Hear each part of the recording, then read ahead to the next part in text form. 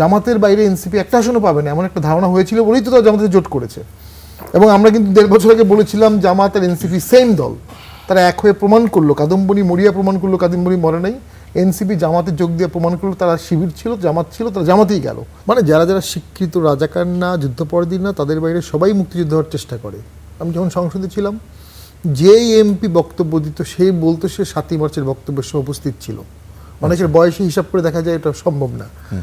তো এইটা কিন্তু আমি ভালো দেখবো, with great power it comes great responsibility. Jamaat যেহেতু বিরোধী দল হয়েছে, সে তার দায়িত্ব বুঝতে পারছে যে 71কে ধাক্কা দিয়ে 16ই ডিসেম্বর পরাধীন দিবস পালন করে ওইসব দিনে নিশ্চুপ থেকে জামাত বাংলাদেশে রাজনীতি করতে পারবে না। বাংলাদেশের মুক্তিযুদ্ধকে তার আঁকড়ে ধরতে হবে। ওই পাকিস্তান, দুই পাকিস্তান এক হবে, পাকিস্তান সামিন, এই তত্ত্বগুলো বাংলাদেশেও চলবে না, পাকিস্তানেও চলবে না। সো জামাতে রিয়েলাইজেশন করতে পেরেছে, এটা কিন্তু আমি একটা পজিটিভ দিকে দেখব।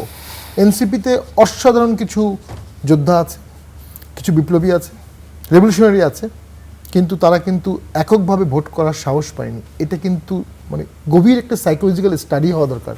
জুলাই আন্দোলনে এত প্রাণ দেওয়ার পরে এত বড় লিডারশিপ 20-30 বছরের মধ্যে কিন্তু এটাই সবচেয়ে বড় লিডারশিপ। ইনফ্যাক্ট 71-এর পরে এর থেকে বড় লিডারশিপ আমি আর দেখি না।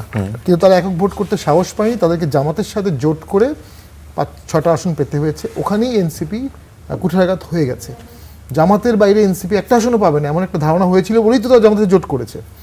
এবং আমরা কিন্তু 1.5 বছর আগে বলেছিলাম জামাত আর এনসিপি সেম দল, তারা এক হয়ে প্রমাণ করলো, কাদম্বরী মরিয়া প্রমাণ করলো কাদম্বরী মরে নাই।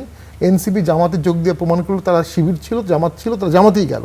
এবং যারা এনসিপি করে তাদের অনেকেই হয়তো একসময় শিবিরও করতো, maybe I don't know. But এখন তারা যাদেরকে নিচ্ছে সবাই শিবির করতে, তাই এটা বলতে পারবো না, এটা তো জেনারেল কমেন্ট কখনো করা যাবে না। বাট কেউ কেউ করতে বলেই আমার ধারণা, আমার রাজনৈতিক বিষয় থেকে বলবো। এখন যারা এনসিপিতে যোগ দিচ্ছে তারাও হয়তো বা জামাত না করলেও ওই যে যেটা ফুয়াদ সাহেব বললেন যে বামপন্থী যেতে পারবে না, অন্য দলে যেতে পারবে না, তার থেকে এনসিপিতেই আসুক।